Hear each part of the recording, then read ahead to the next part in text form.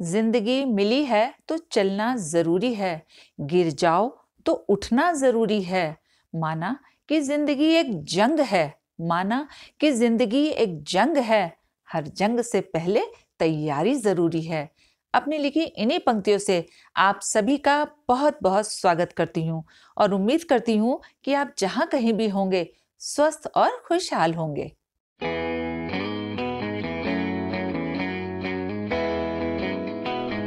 सभी माता पिता अपने बच्चों की अपने तरीके से अच्छी परवरिश करने की पूरी कोशिश करते हैं और उन्हें ऐसा लगता भी है कि वो एक हेल्दी पेरेंटिंग कर रही हैं। लेकिन पेरेंट्स को ये पता ही नहीं चलता जिसे वो हेल्दी समझ रहे हैं वो हेल्दी नहीं बल्कि टॉक्सिक पेरेंटिंग है। टॉक्सिक पेरेंटिंग का मतलब होता है गलत परवरिश का तरीका। और गलत परवरिश के तरीके से क्या होता है, इससे बच्चे बनते नहीं बल्कि बिगड़ने के रास्ते पर निकल जाते हैं।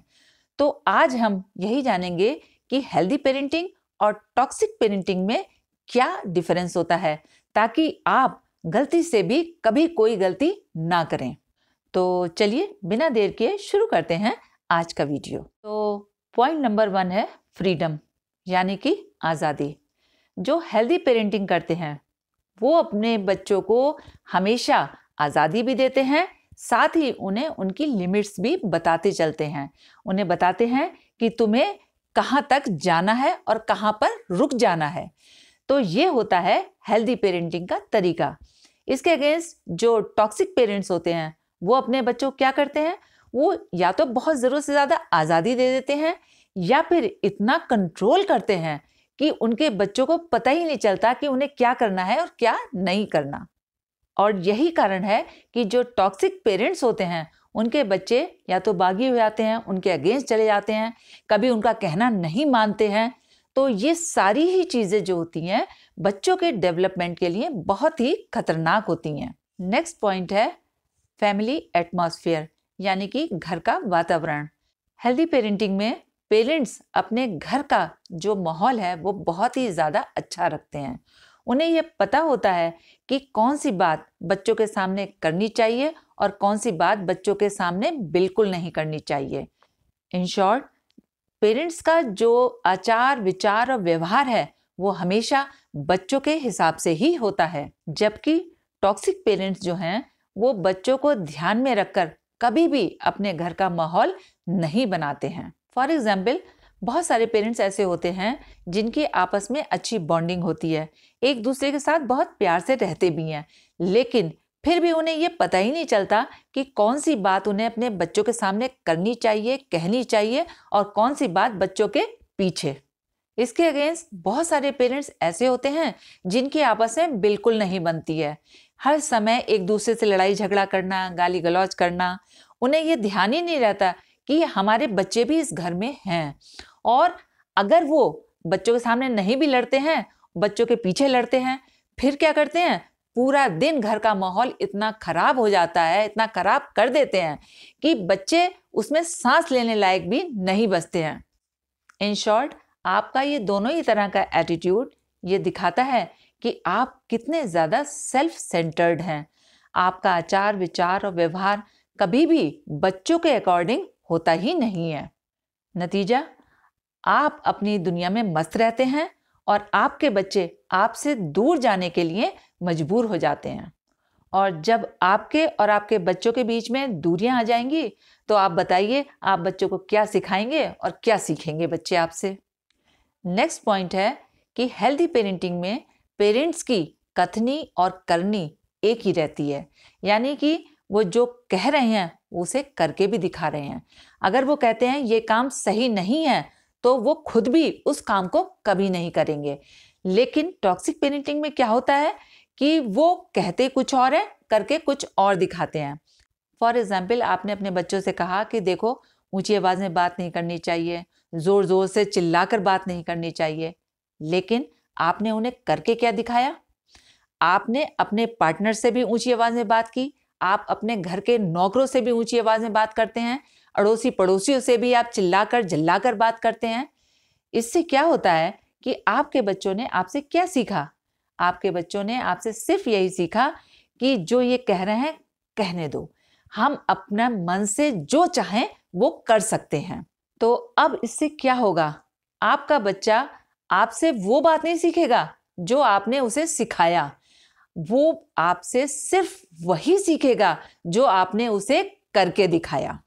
कभी गौर कीजिएगा कि अक्सर पेरेंट्स को ये कहते सुना गया है कि हम अपने बच्चों को इतनी अच्छी बातें बताते हैं, समझाते हैं, पर उन्हें कुछ समझ में ही नहीं आता।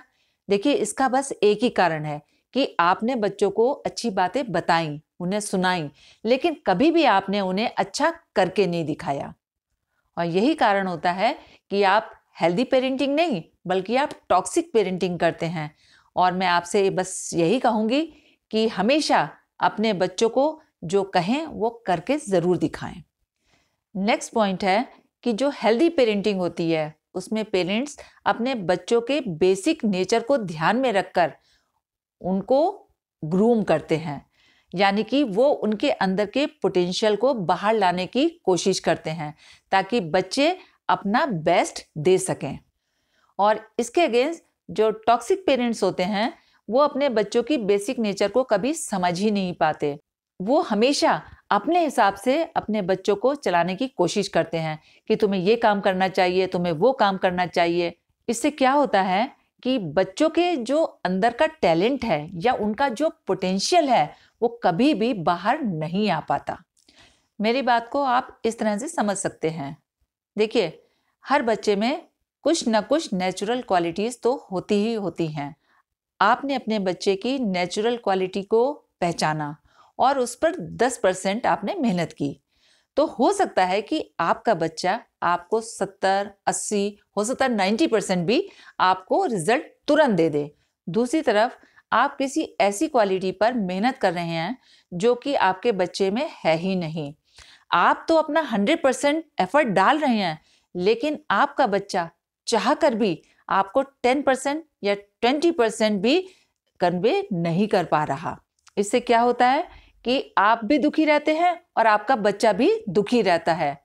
अल्टीमेटली नतीजा क्या निकला कि आपका बच्चा वो नहीं बन पाया जो वो बन सकता था, और आप भी उसे वो नहीं बना पाए जो आप उसे बनाना चाहते थे। निष्कर्ष यही निकला कि आपका बच्चा भी फेल और आप भी फेल, और इसका एक ही कारण है कि आपने मेहनत सही दिशा में नहीं की।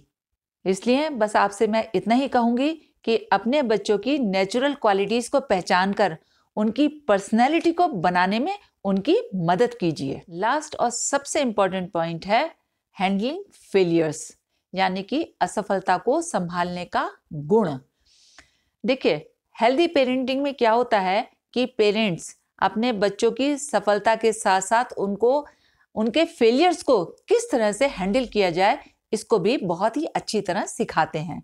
जबकि टॉक्सिक पेरेंटिंग में क्या होता है कि अगर वो बच्चा एक भी स्टेप नीचे आता है या किसी भी स्टेप पर वो फेल होता है तो उसको इतना क्रिटिसाइज करते हैं कि उस बच्चे के लिए खड़ा होना भी मुश्किल हो जाता है। और यही कारण है कि मैक्सिमम बच्चे अपने पेरेंट्स से अपनी गलतियों को, अपनी कमियों को छुपाते हैं और फिर गलत रास्ते पर बढ़कर अपना जीवन पूरी तरह बर्बाद कर लेते हैं।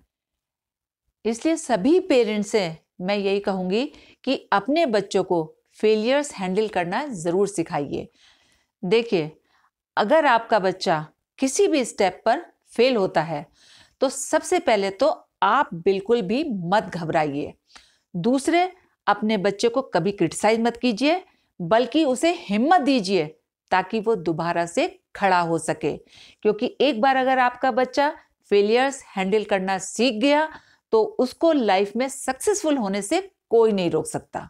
चलते चलते आपसे बस इतना ही कहूँगी कि अच्छी पेरेंटिंग का मतलब अच्छा खिला पिलाकर बच्चों को बड़ा करना बिल्कुल नहीं है, बल्कि it's about creating a new personality better than yours, यानी कि अपने से बेहतर व्यक्तित्व को गढ़ना ही अच्छे माता पिता की निशानी है।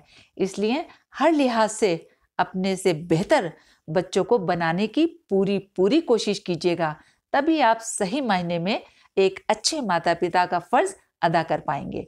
आज के लिए बस इतना ही, फिर मिलेंगे नेक्स्ट वीडियो में। तब तक के लिए जय हिंद, जय भारत।